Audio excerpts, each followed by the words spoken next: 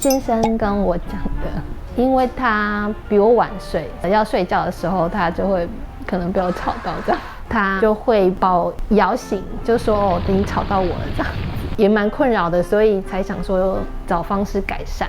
半信半疑，对，觉得有这么厉害，上网查了很多资料，跟人家有没有人推荐这样子。查过之后，这边评价大家蛮推的。本来想说就是从牙套先试试看，看行不行。一开始查治疗打呼的方式，还有查到另外一种叫做呼吸器的，它查起来比较会影响睡眠，然后声音也比较大，所以才想说从牙套的方式先试试看。本来半信半疑的来戴，不知道会不会成功，结果戴了回去，真的就是声音变得很小。我自己也有录音起来听，就是几乎是没有声音的。戴完牙套的时候，睡觉的时候呼吸也会比较顺畅。